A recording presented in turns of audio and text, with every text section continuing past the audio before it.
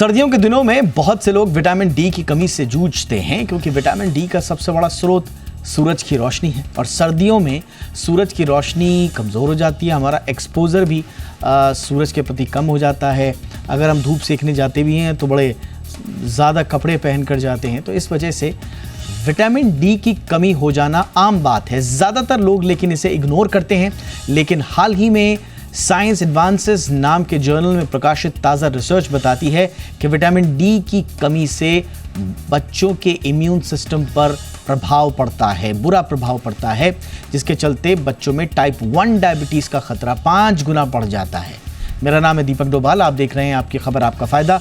आज इस रिसर्च के इर्द गिर्द हम थोड़ा सा विश्लेषण करेंगे और ओवरऑल विटामिन डी की कमी से न सिर्फ बच्चों के बल्कि बड़ों के शरीर में पड़ने वाले जो प्रतिकूल असर हैं उन पर करेंगे चर्चा। खास मेहमानों के साथ मैं लौटूंगा, पहले देखिए ये रिपोर्ट।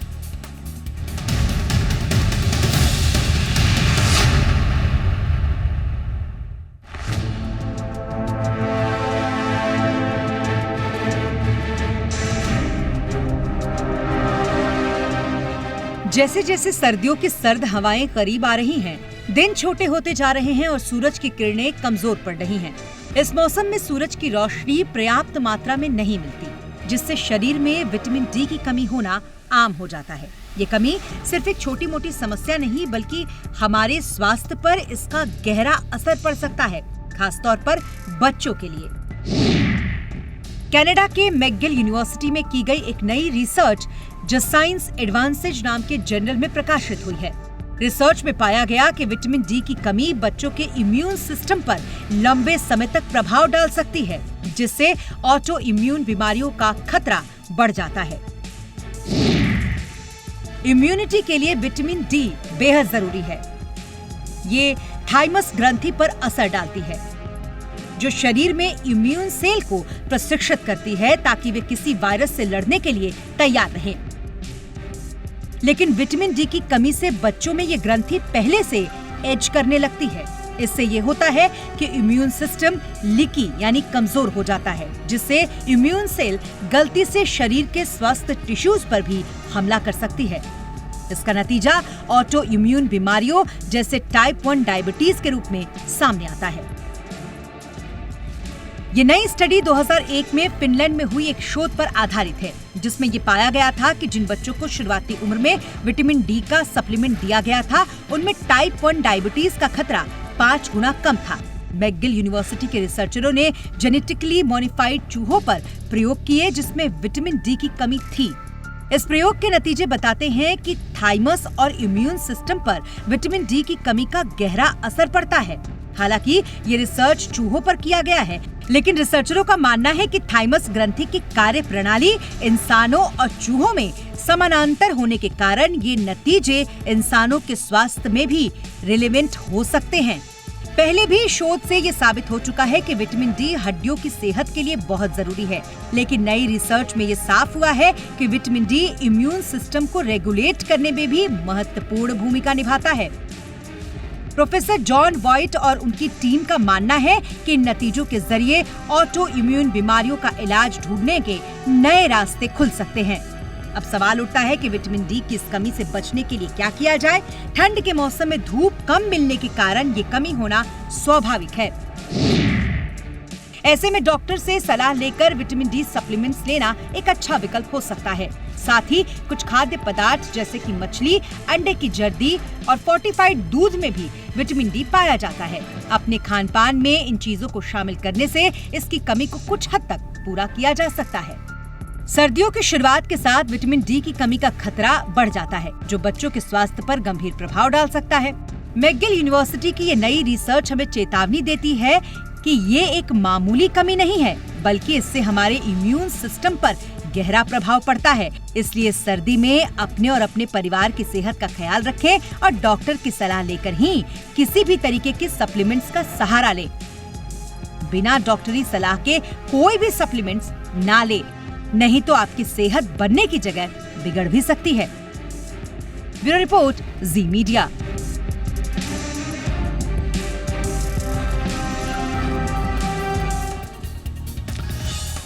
स्वागत करते हैं आज के हमारे खास मेहमानों का। सबसे पहले डॉक्टर सप्तर्षि भट्टाचार्य, जाने माने एंडोक्राइनोलॉजिस्ट हैं, अपोलो हॉस्पिटल से जुड़े हुए डॉक्टर भट्टाचार्य, गुड इवनिंग, बहुत बहुत स्वागत है सर आपका। हमारे साथ हैं डॉक्टर स्वाति माहेश्वरी, जानी मानी फिजिशियन हैं, बहुत बहुत स्वागत है डॉक्टर स्वाति आपका भी मैम। और हमारे साथ हैं doctor DK Gupta, senior paediatrician हैं, बहुत बहुत स्वागत है सर आपका भी हमारे शो पे।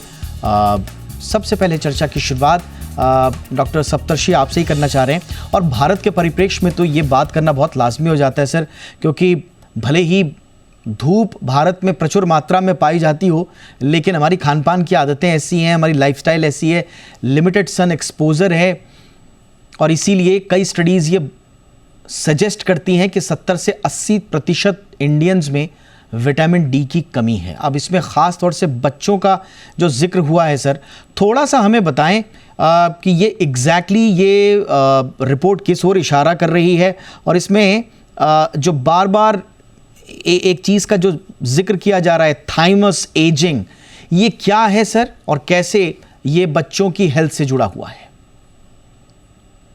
नमस्कार। मैं तो पहले तो I want to thank you for bringing this very important issue up. Vitamin D deficiency is very very common in India, चाहे एडल्ट्स में हो चाहे चिल्ड्रन में हो। इंडिया में जैसे आपने बताया स्टडीज़ में 70, 80, 90% ऑफ पीपल जिनको विटामिन डी का सप्लीमेंट्स नहीं ले रहे, उनका सबका कम मिलता है, सबका ही लो लेवल्स में देखा जाता है। विटामिन डी का प्राइमरी रोल जो है वो हमारे हड्डी और मसल्स का पावर के लिए इम्पोर्टेंट है। तो the primary role is obviously to maintain skeletal health and improve muscle strength. On top of that, vitamin D has been linked to multiple other functioning, जैसे बच्चों में इम्यूनिटी का डेवलपमेंट में, या इन्फेक्शंस प्रिवेंट करने में, या ऑटोइम्यून डिजीज के प्रिवेंशन में। वो कनेक्शन थोड़ा सा इट्स थोड़ा सा वेल एस्टेब्लिश नहीं है, कुछ स्टडीज में देखा गया है। अब जब भी हम देखते हैं कि अच्छा विटामिन डी से ये कनेक्शन मिल रहा है, और हमें वो भी देखना पड़ता है कि अच्छा विटामिन डी के हम उसको प्रिवेंट कर सकते हैं कि नहीं। तो वो वाला जब हमें अगर कोई एसोसिएशन मिलने के बाद उसका अगर कोई इंटरवेंशन स्टडीज में ये देखा जाता है कि अच्छा नहीं, हम विटामिन डी दे रहे हैं बच्चों को और उससे टाइप 1 डायबिटीज प्रिवेंट हो रहा है, तो आई थिंक हमारे पास ज़्यादा एविडेंस रहेगा जिससे हम बोल सकते हैं ये कनेक्शन डायरेक्ट है। अभी भी विटामिन डी बच्चों के लिए प्राइमरीली जो ज़रूरी है, उनका ग्रोथ, उनका हाइट बढ़ना, उनका मसल स्ट्रेंथ, उनका ओवरऑल वेलबींग के लिए ये एक बहुत ही आवश्यक विटामिन है, जो हमारे डाइट में यूजुअली होता नहीं है। सनलाइट से बनना चाहिए, विंटर में सनलाइट कम हो जाता है, ऊपर से पॉल्यूशन भी बहुत है। इतना अगर हाई PM 2.5 इंडेक्स चलेगा तो उसमें जो UVB रेज से बनता है विटामिन डी, पॉल्यूशन की वजह से खासकर नॉर्थ इंडिया में वो भी बनना कम हो जाता है। So it's a very critical situation and we need to be aware of it and also raise publicly इसमें अवेयरनेस बढ़ाना पड़ेगा। एब्सोल्युटली, यानी कि आप कह रहे हैं कि चाहे बच्चे हों या बड़े हों, विटामिन डी का हमारे शरीर में उसकी मात्रा पर ध्यान रखना बहुत ज़रूरी है। ख़ास तौर से डॉक्टर स्वाति, जो विंटर सीजन है ये रिपोर्ट भी सजेस्ट कर रही है, और इनफैक्ट इन जनरल भी आप जैसे स्वास्थ्य विशेषज्ञ ये कहते आए हैं कि जैसा सर ने भी कहा अभी, एक तो रिड्यूस्ड UVB एक्सपोजर हो जाता है, विटामिन डी सिंथेसिस जो है वो थोड़ा सा लिमिटेड रहती है, और वैसे भी इन जनरल भी सारे लोग कपड़े उपड़े पहन के थोड़ा सा धूप में अगर बैठेंगे तो बिल्कुल एक्सपोजर नहीं होता है शरीर का उस तरह से जितना होना चाहिए। ये सारे कारण बनते हैं सर्दियों में विटामिन डी की कमी के। बच्चों के लिए ख़ास तौर से क्या ध्यान रखना है मैम? बिल्कुल, देखिए दीपक जी, सबसे पहले तो मुझे लगता है कि इस चीज की जागरूकता होनी बहुत जरूरी है कि जो बच्चों की विटामिन डी और कैल्शियम की रिक्वायरमेंट होती है, यानी कि उन्हें दिन भर में जितना विटामिन डी और कैल्शियम लेना चाहिए, वो अगर हम देखें तो बड़ों के बराबर ही होता है। देखिए अक्सर लोगों के मन में ये भ्रम रहता है, और एक अमूमन सी टेंडेंसी भी है कि बड़ों की रिक्वायरमेंट अलग होती है और बच्चों की अलग होती है, लेकिन ये दो चीजें ऐसी हैं विटामिन डी और कैल्शियम जिनकी रिक्वायरमेंट बच्चों की भी उतनी ही है जितना कि बड़ों की होती है। क्योंकि देखिए 30 साल की उम्र तक हमारी हड्डियां बनती हैं और उसके बाद उनमें जो कैल्शियम डिपॉजिट होना है, सब कुछ होना है, वो वहां से बंद हो जाता है और उसके बाद धीरे धीरे हम डिक्लाइन की ओर जाते हैं। और खास तौर से क्योंकि बच्चे बहुत ओवरली एक्टिव होते हैं तो ये स्टेज ऐसी होती है जब उन्हें और ज्यादा कैल्शियम और विटामिन डी की जरूरत होती है। लेकिन ज्यादातर अगर आप पेरेंट्स को देखें तो वो इस बात से जागरूक नहीं होते हैं कि हमें अपने बच्चे को अच्छी मात्रा में विटामिन डी और कैल्शियम देना है। तो सबसे पहले इस चीज की जागरूकता जो है वो होनी बहुत ज्यादा जरूरी है, ये समझना जरूरी है।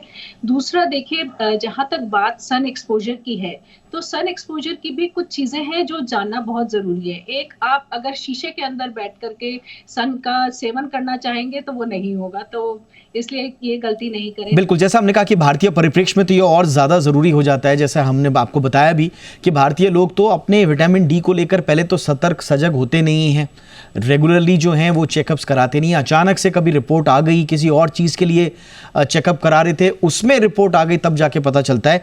डॉक्टर गुप्ता, कितनी बड़ी बात ये है। और एक चीज़ जो बार बार रिपोर्ट्स में जो बार बार जिक्र किया जा रहा है, मैं थोड़ा सा आपसे समझना चाहूँगा, ये thymus gland and premature ageing का जो जिक्र बार बार किया जा रहा है। अब विटामिन डी बताया जाता है कि बहुत इंपॉर्टेंट है थाइमस हेल्थ के लिए, जो शायद हमारे शरीर में टी सेल्स का निर्माण करते हैं। उसके ये पहली रिपोर्ट नहीं है जो उससे रिलेटेड आई है, इससे पहले भी बहुत सारे जर्नल्स में इस बात को प्रकाशित किया गया है। थोड़ा सा समझाएं सर, ये क्यों इंपॉर्टेंट है इस पर ध्यान देना। दीपक जी, आप बिल्कुल ठीक कह रहे हैं। अगर डाटा की बात करते हैं तो overall globally world wide 1 billion मतलब 100 करोड़ लोग विटामिन डी डिफिशियंसी से ग्रसित हैं। भारतवर्ष की बात करते हैं तो 70 से लेकर 90% जो जनरल पॉपुलेशन है वो विटामिन डी डिफिशियंट है। तो कहीं ना कहीं ये बहुत बड़ा डाटा है जो हमारे लिए इंपॉर्टेंट है समझने के लिए।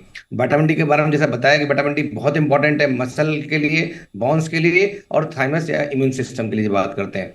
तो अगर आपने जो बात बताई कि थाइमस ग्लैंड के लिए क्यों इंपॉर्टेंट है, तो विटामिन डी जो अभी कई सारी स्टडीज हुई जैसा आपने बताया, एक फिनलैंड में 2001 में स्टडी हुई है, कुछ और स्टडीज हुई हैं, तो उनमें जो डाटा देखा गया कि अगर आप विटामिन डी बच्चों को देते हैं इनिशियली कुछ सालों तक, कुछ को बच्चों को नहीं देते हैं, तो ये देखा गया जिन बच्चों को नहीं दी गई उसमें टाइप 1 डायबिटीज डेवलपमेंट का जो प्रिविलेंस था, इंसिडेंस था, वो ज्यादा था। तो कहीं ना कहीं थोड़ा डायरेक्ट लिंक दिखाया गया। उसका जो रीजन बताया कि जो थाइमस ग्लैंड है जो हमारे इम्यून सिस्टम के लिए बहुत इंपॉर्टेंट है, जो टी सेल्स प्रोड्यूस करती है, उसका जो फंक्शन है उसके लिए विटामिन डी का रोल बहुत इंपॉर्टेंट है। अगर विटामिन डी डेफिशिएंट होगी तो वहां पे प्रीमेच्योर एजिंग ऑफ थाइमस हो जाती है, जिसकी वजह से क्या होता है, जो इम्यून सिस्टम है वो थोड़ा सा लेस इफेक्टिव हो जाता है या थोड़ा लीकी इम्यून सिस्टम हो जाता है। उसकी वजह से क्या होता है, जो इम्यून सेल्स हैं वो हमारी बॉडी के अपने सेल्स को कभी कभी फॉरेन बॉडी समझ लेती है और जिसकी वजह से ऑटोइम्यून डिजीज डेवलप होने लगती है। उसमें खास करके टाइप 1 डायबिटीज मेलाइटिस भी हो सकती है, जो कॉमन देखी गई, जो इस पर स्टडी करी गई है। तो कहीं ना कहीं इंपॉर्टेंट है। और बात करें तो इसलिए जो इंपॉर्टेंट है कि अगर ये स्टडीज एक नहीं कई सारी स्टडीज हुई हैं और उन सब में रेगुलर रिलेवेंट डाटा ही है। और भारतवर्ष की बात करते हैं तो भारतवर्ष में भी हम सब मानते हैं, इवन जो ब्रेस्ट मिल्क जो बच्चे ले रहे होते हैं, मैं फिर खुद पीडियाट्रिशियन हूँ, हम लोग बोलते हैं एक्सक्लूसिव ब्रेस्ट फीडिंग, मतलब मिल्क के अलावा कुछ नहीं देना होता कि मिल्क में, मदर के मिल्क में सब कुछ होता है। तो कहीं ना कहीं जो बहुत सारी प्रेग्नेंट मदर्स होती हैं वो विटामिन डी डिफिशिएंट होती हैं, और इवन जो डिफिशिएंट नहीं भी होती है तब भी हम लोग रिकमेंड करते हैं कि एटलीस्ट 1 ईयर तक आपको डेली 400 इंटरनेशनल यूनिट बच्चों को देना ही है ग्रोथ के लिए। बिकॉज नॉर्मली जो हमारे बच्चे हैं वो अगर नहीं देंगे तो उनमें डिफिशियंसी हो जाएगी, उनकी ग्रोथ एंड डेवलपमेंट नहीं होगा। 1 साल से लेकर 18 साल तक के बच्चों को, एडल्ट्स को हम बोलते हैं 600 से लेकर 1000 इंटरनेशनल यूनिट आपको हर रोज देनी चाहिए, जो हमारी डाइट में सफिशिएंट नहीं होता है। बिकॉज ऑफ बहुत सारे फैक्टर्स हैं कि हमारी जो पॉपुलेशन है उसमें ओबेसिटी कॉमन है, जो हमारी डार्क स्किन है जिसकी वजह से मिलेनिन ज़्यादा है, जिसकी वजह से विटामिन डी का एब्जॉर्प्शन कम होता है, तो वो होता है। और हमारे लिए बात करें, अगर जिसको नहीं होती है विटामिन डी पूरी, अगर वो नहीं ले पा रहा है, तो उसको, बच्चों को खास करके या बड़ों को ये चाहिए जो सुबह की हल्की धूप होती है, 10 से 15 मिनट रोजाना ले सकते हैं या हफ्ते में 3-4 दिन ले सकते हैं, और लेट आफ्टरनून की धूप लेनी चाहिए। और बहुत बार ये पॉसिबल नहीं होता बिकॉज जो हमारा कल्चर है, जो एटलीस्ट जो मेट्रो का कल्चर है, सब लोग एसी में, एयर कंडीशनिंग में, अंदर फ्लैट्स में रह रहे हैं या कॉर्पोरेट ऑफिस में रह रहे हैं, तो कहीं ना कहीं जो विटामिन डी, जो सनलाइट चाहिए वो मिल नहीं पा रही। इसलिए विटामिन डी का सप्लीमेंट मुझे लगता है इस समय इंडिया में हर व्यक्ति के लिए बहुत इंपॉर्टेंट है। उसके लिए रेगुलर हेल्थ चेकअप करने चाहिए, विटामिन डी सप्लीमेंट वीकली या मंथली आपको लेना चाहिए। आजकल बहुत सारे फॉर्म में आ गया है, टैबलेट्स आ गई हैं, सैसे आ गए हैं, क्या नाम है, लिक्विड लिक्विड फॉर्म में आ गया है कि बहुत सारे तरीके से जिससे हम ले सकते हैं। एब्सोल्युटली सर, जो आपने विटामिन डी सप्लीमेंट लेने की सलाह दी, अब यहीं पर एक बहुत बड़ा प्रश्न उभरता है। एक छोटे से ब्रेक के लिए मैं रुक रहा हूँ और ब्रेक के उस पार मैं यही पूछूंगा, विटामिन डी सप्लीमेंट्स कौन से लिए जाएं? क्योंकि कई लोग आपसी सलाह में विटामिन डी के सप्लीमेंट्स ले लेते हैं। ज़्यादातर तो वैसे हमने देखा है कि विटामिन डी जैसी चीज़ें डॉक्टर ही प्रिस्क्राइब करते हैं, लेकिन देखा देखी सुना सुनी लोग ओवर द काउंटर जाकर भी इस तरह के सप्लीमेंट्स लेने की कोशिश करते हैं। तो वो कौन कौन से सप्लीमेंट्स हैं जो आपको लेते वक्त सोचना समझना ज़रूरी है? और साथ ही साथ क्या आपने कभी ये सोचा है कि आपके बच्चे का अगर चिड़चिड़ापन है, उसका मुंह ठीक नहीं रहता है, तो क्या इसका विटामिन डी कनेक्शन हो सकता है? स्टडीज़ सजेस्ट करती हैं कि इसका कनेक्शन है, इसलिए आपके लिए जानना बहुत ज़रूरी है। एक छोटे से ब्रेक के लिए मैं रुक रहा हूँ, तीनों मेहमानों के साथ लौटूंगा।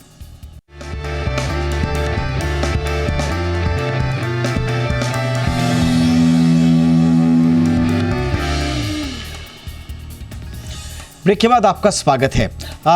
तो आज हम विटामिन डी की कमी की बात कर रहे हैं। बहुत सारी स्टडीज़ ये सजेस्ट करती हैं कि विटामिन डी की कमी से इन जनरल बहुत सारे प्रॉब्लम्स इंसानी शरीर में तो आते हैं, लेकिन ख़ास तौर से बच्चों के लिए ये कुछ ज़्यादा खतरे लेकर आ सकता है। उसी के इर्द गिर्द हम चर्चा कर रहे हैं। डॉक्टर भट्टाचार्य, थोड़ा और हमें बच्चों के नज़रिए से बताएं कि क्यों हमें बच्चों के विटामिन डी लेवल्स पर ध्यान देना आवश्यक है, ताकि उनका एक तो बचपन न सिर्फ शारीरिक रूप से, क्योंकि कुछ स्टडीज़ ये भी बता रही हैं कि वो डिप्रेशन में रहते हैं, एंग्जाइटी में रहते हैं, चिड़चिड़े हो जाते हैं, कुछ बिहेवियरल इश्यूज आते हैं और कई बार उनका लिंक विटामिन डी की कमी से भी पाया गया है। तो कितना इंपॉर्टेंट है एक बच्चे के लिए विटामिन डी की मॉनिटरिंग? देखिए, ये विटामिन डी का मल्टीपल रोल्स है। जो प्रूवन बहुत वेल एस्टेब्लिश्ड रोल है वो अभी भी for muscle health, skeletal health, bone health के लिए ही है। तो सबसे ज़्यादा ज़रूरी बच्चों के लिए इसलिए है कि विटामिन डी और कैल्शियम इनका bone strength, muscle strength and even height gain, ये सब में मदद करता है। अगर बहुत ड्रास्टिक डेफिशिएंसीज होता है जो आजकल हमें कम दिखता है, तो साथ में कैल्शियम भी डेफिशिएंट हो और प्रोटीन भी डेफिशिएंट हो, हमें रिकेट्स जैसे खतरनाक बीमारियां भी मिलता है, जिसमें मल्टीपल अदर प्रॉब्लम्स भी होता है, बोन्स का डिफॉर्मिटी हो जाता है। तो इसलिए सबसे जो ज़रूरी जो है विटामिन डी हमें इसलिए देना है ताकि बच्चों का height, bone strength, muscle strength, bone यानी उनका ग्रोथ और डेवलपमेंट में काम आए। लेकिन डॉक्टर भट्टाचार्य, कई मर्तबा जैसा स्टडीज़ में तो है ही, चलिए उसका डायरेक्टली अगर लिंक नहीं भी है डायबिटीज़ से, तो भी ऐसे लोग जो कि जो वनरेबल होते हैं, फैमिली हिस्ट्री होती है डायबिटीज़ की, या दूसरी अंडरलाइंग ऐसी प्रॉब्लम्स होती हैं कि वो ज़्यादा संवेदनशील होते हैं डायबिटीज़ के, ऐसे लोगों में अगर विटामिन डी को मॉनिटर नहीं किया जा रहा है तो क्या वो ज़रूरी है? क्या उसका कोई आप सजेस्ट करेंगे कि उसको ध्यान दिया जाए, चाहे बच्चे हों या बड़े हों? देखो, विटामिन डी मतलब फर्स्ट ऑफ ऑल हमें देखना पड़ेगा कि विटामिन डी जरूर रूटीनली मॉनिटर करना प्रैक्टिकली पॉसिबल है कि नहीं। It's a costly test. तो बहुत सारे डॉक्टर्स या पेशेंट्स भी कभी कभी खुद ही विटामिन डी लेवल्स कराते हैं। तो इनफैक्ट अभी का जो रिकमेंडेशंस आ रहा है कि आप अगर यूएस रिकमेंडेशंस में देखो, उसमें कहा जा रहा है कि अराउंड डेली बेसिस पे अराउंड 600 यूनिट, जैसे डॉक्टर साहब ने बताया, एडल्ट्स को चाहिए, बच्चों में 400 to 600 यूनिट्स के बीच चाहिए। वो मिनिमम रिक्वायरमेंट है और वो कोई भी बिना मॉनिटरिंग के सेफली ले सकता है। क्योंकि अगर किसी टेस्ट, अगर मान लो करो कि किसी को आप टेस्ट कर रहे हो और उसमें 10% लोगों को बीमारी है, तब तो टेस्ट जरूर करना है। अब कोई टेस्ट कर रहे हो उसमें 90% में ही वो कमी आएगा, तो वो तो फिर उसके लिए प्रैक्टिकली लार्ज स्केल लेवल पे क्या हमें हर एक के लिए विटामिन डी लेवल कराना चाहिए? I think that is not the answer. Vitamin D का इनफैक्ट फोर्टिफिकेशन का भी बात चल रहा है। जैसे हमें सबको पता था कि आयोडीन का कमी था इंडिया में, और सॉल्ट फोर्टिफाइड हुआ और आयोडीन डेफिशिएंसी डिसऑर्डर्स जैसे गॉइटर, ये सारे ठीक हो गया। सिमिलरली देयर आर सजेशंस के विटामिन डी जैसे यूएस में मिल्क में या कर्ड में it's fortified with vitamin D, even orange juices sometimes, even oils also fortified with vitamin D. So there is discussion going on, this is an area कितना vitamin D हम बिना testing के ही safely दे सकते हैं। और जो maximum vitamin D जो बनता है, इनफैक्ट एक्चुअली 10 से 3 बजे के बीच जो डायरेक्ट सनलाइट होता है उसमें मैक्सिमम होता है। और 10 to 15 मिनट्स का जो टाइम बोला गया है that is for Europeans and American जिनका व्हाइट स्किन है। इंडियन स्किन में जो है 10 to 15 मिनट्स में आपका विटामिन डी नहीं बनेगा, खासकर अगर पॉल्यूशन ज्यादा है तो और भी नहीं बनेगा। इनफैक्ट जो देखा गया इंडियन स्किन में पुलिसमैन भी जो है जो बाहर खड़ा हुआ है उनका भी स्टडीज है, या मिलिटरीज का आर्मीज का भी स्टडीज है, सब में 70-80% इनको भी जिनको पूरा दिन वो बाहर खड़े इन लोगों में भी विटामिन डी लेवल्स 70-80% में कम मिलता है। तो सनलाइट के ऊपर भरोसा करना ठीक नहीं है, किसी फॉर्म में सप्लीमेंट चाहिए, वो लिक्विड भी हो सकता है। अगर आपको एक्सेस मात्रा में सप्लीमेंट्स चाहिए obviously some amount of monitoring is required. अगर आप कम मात्रा में सप्लीमेंट दे रहे हो जैसे डॉक्टर साहब ने बताया, अगर 600 यूनिट 400 यूनिट 600 यूनिट बच्चों में दे रहे हैं या एडल्ट में 600-800 यूनिट दे रहे हैं, अनलेस उनको कोई एक्चुअल स्केलेटल बीमारी है, अच्छा किसी को ऑस्टियोपोरोसिस का ट्रीटमेंट चल रहा है, किसी को लीवर डिजीज है, किसी को किडनी डिजीज है, कोई हड्डी का मेजर प्रॉब्लम है, तो उनमें मॉनिटरिंग चाहिए routinely as a mass. Actually we do not recommend vitamin D monitoring, that is also in alignment with most. ये आपने बहुत अच्छे बहुत इंपॉर्टेंट इनपुट्स दिए, और ख़ास तौर से जैसा आपने बताया कि सनलाइट एक्सपोजर भी भारतीयों में बिल्कुल अलग है, और जो प्रचलित धारणाएं हैं, जो पैटर्न्स हैं, उनसे हम थोड़े से अलग भी हैं। डॉक्टर स्वाति, आप थोड़ा सा और कुछ इसमें ऐड करना चाहेंगे कि अब क्योंकि सवाल बार बार तो यही होता है कि साहब विटामिन डी या तो सन से मिलता है और या तो फिर मांसाहार से मिलता है। अब वहाँ पर फिर अगेन जो हमारे शाकाहारी लोग हैं वो फंस जाते हैं कि साहब हम क्या करें। तो क्या ये मिसकंसेप्शन है सिर्फ, या इसमें बात भी है, और उनके लिए फिर क्या विकल्प? बिल्कुल दीपक जी, मैं ऐसी बात पर आ रही थी जो डॉक्टर साहब ने भी बोली कि ये स्टडी साफ तौर से भारत में दिखाती है कि आप सन एक्सपोजर के बावजूद भी विटामिन डी डेफिशिएंट रह जाते हैं। देखिए सप्लीमेंट्स जैसे डॉक्टर साहब ने भी कहा लेना बहुत जरूरी हो जाता है आज के परिप्रेक्ष्य में, क्योंकि हमारा एक्सपोजर भी उतना नहीं है, हमारा स्किन कलर भी जो है वो व्हाइट से डिफरेंट रहता है, और पोल्यूशन वगैरह भी तरह तरह के और फैक्टर्स हैं जिनको देखते हुए लगता है कि विटामिन डी सप्लीमेंटेशन जरूरी है। वहीं ये भी समझना बहुत जरूरी है कि देखिए सप्लीमेंटेशन जो आता है वो अलग अलग पोटेंसी में आता है, और इसमें एक पोटेंसी 60,000 का भी होता है। तो ये समझना बहुत जरूरी है कि जो 60,000 होता है वो हम लोग वीकली देते हैं, लेकिन अक्सर मैं पेशेंट्स में ये देखती हूँ कि लोग उसे रोज खा रहे होते हैं। उनको ये नहीं समझ आता है कि ये जो अलग अलग पोटेंसीज हैं उनको लेने का तरीका अलग अलग है, इसलिए आपको अपने डॉक्टर से सलाह जरूर करनी चाहिए। और सप्लीमेंटेशन लेना है इसका मतलब ये नहीं है कि आप अपनी मन मर्जी से सप्लीमेंटेशन लेना शुरू कर दें, क्योंकि इसमें हाइपर विटामिनोसिस भी होती है, यानी कि अगर आपने बहुत ज्यादा विटामिन डी ले लिया तो वो आपको किडनी स्टोन्स करना या मांसपेशियों में परेशानियां होना, वो सब चीजें भी शुरू हो जाती है, और ऐसे केसेस भी हम देखते हैं। इसलिए इसको निगरानी में लीजिए, और जो है खास तौर से ये ध्यान रखिए कि आप किस डोज में ले रहे हैं, तो वो डॉक्टर से पूछ करके डोज में लीजिए। और दूसरा, जैसे मैंने कहा, बच्चों के लिए खास तौर से ध्यान रखिए कि बच्चों की क्योंकि ग्रोइंग एज है, उनकी लर्निंग एज होती है, और उनके चाहे हम दांतों की बात करें, मांसपेशियों की, हड्डियों की, हर चीज की ग्रोथ हो रही है, और उनको हर चीज के लिए विटामिन डी की जरूरत है।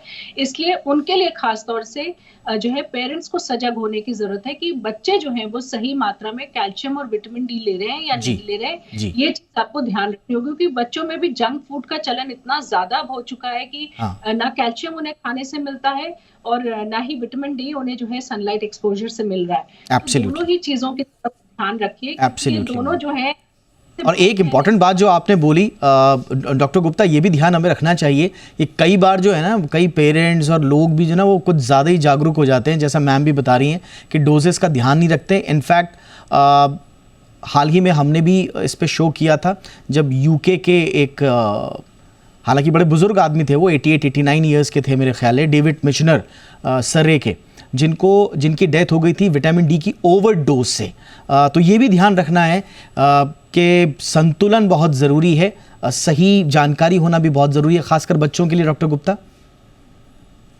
कुछ सही कह रहे हैं, बिकॉज विटामिन डी टॉक्सिसिटी है, उसकी वजह से उल्टी होना, दस्त होना, nausea, vomiting, weakness, muscle fatigue होना, साथ में किडनी लिवर डैमेज हो सकता है, तो ये बहुत सारे कॉम्प्लिकेशंस हो सकते हैं। तो इसलिए जैसा डॉक्टर साहब ने बताया कि इसके कई सारी फॉर्म्स आती हैं, जैसे ड्रॉप्स में भी आता है और सिरप में भी आता है। तो जो ड्रॉप में कंसंट्रेशन होती है वो ज़्यादा होती है, तो इसलिए बिना किसी पीडियाट्रिशियन के या बिना किसी डॉक्टर के संपर्क के आने के बिना सलाह के बिना बिल्कुल नहीं देना है आपको। कब तक देना है, और मैं फिर इस बात से सहमत नहीं हूँ कि बहुत महंगा टेस्ट है विटामिन डी, अब बहुत सस्ता हो चुका टेस्ट। पहले कहीं होता था 1000-1200 का, अब तो अब जो हम लोग हेल्थ चेकअप कराते हैं उसमें सब में मैक्सिमम हर सारे हेल्थ चेकअप में विटामिन डी और विटामिन B12 इंक्लूड होता है। तो एटलीस्ट साल में एक बार जरूर करा लें, एटलीस्ट एडल्ट के लिए मैं बात करूंगा।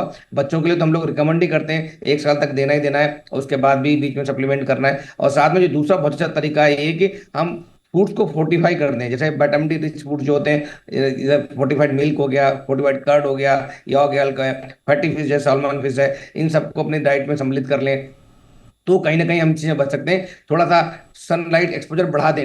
हम जानते हैं कि भारतवर्ष में थोड़ा डिफिकल्ट है, बिकॉज ऑफ डिफरेंट हमारी जो कल्चरल कंडीशंस हैं, चाहे हम लोग जिस तरह से कपड़े पहनते हैं, फुल कपड़े पहनते हैं, या सनलाइट एक्सपोजर कम होता है, यहाँ पे पॉल्यूशन बहुत ज़्यादा है, हमारी स्किन थोड़ी डार्क है, मेलेनिन ज़्यादा है, या हम लोग ओबेसिटी में है, फिर भी 15-20 मिनट 25 मिनट जितना पॉसिबल है, बिकॉज कई बार सन एक्सपोजर का भी बहुत सारा लॉस होता है। हम बच्चों को बहुत बार, छोटे बच्चों को खास करके अवॉइड बोलते हैं कि न्यूनोट को, न्यूबॉर्न को, कि आपको सन एक्सपोजर नहीं करना, बिकॉज बहुत सारे उसमें हार्मफुल रेज भी होती हैं। तो बेस्ट तरीका ये कि अपना टेस्ट एक बार करा लें, और साथ में फोर्टिफाइड फूड लें जो विटामिन डी में रिच हैं, या विटामिन डी युक्त फूड से बोलें, और साथ में सप्लीमेंट लें डॉक्टर की सलाह अनुसार। बिल्कुल, और ये सारी चीज़ें जो हमारे तीनों डॉक्टर्स ने बताई हैं, ये आपको जीवन में आत्मसात ज़रूर करनी है, लेकिन साथ ही साथ अपने डॉक्टर से ज़रूर मिलें, सलाह ज़रूर लें। विटामिन डी के बारे में कोई भी आप आगे कदम उठाएं, कोई फैसला लें, उससे पहले डॉक्टरी सलाह ज़रूर लेना ना भूलें। इसी उम्मीद के साथ, इसी सलाह के साथ आपसे विदा लेने का वक्त आ गया है। बहुत बहुत शुक्रिया डॉक्टर डी के गुप्ता, आपने वक्त निकाला सर हमारे लिए। डॉक्टर सप्तर्षि भट्टाचार्य, बहुत बहुत शुक्रिया सर आपका भी। Doctor Swati Maheshwari, thank you so much ma'am. आपकी खबर, आपका फ़ायदा में इतना ही। नमस्कार।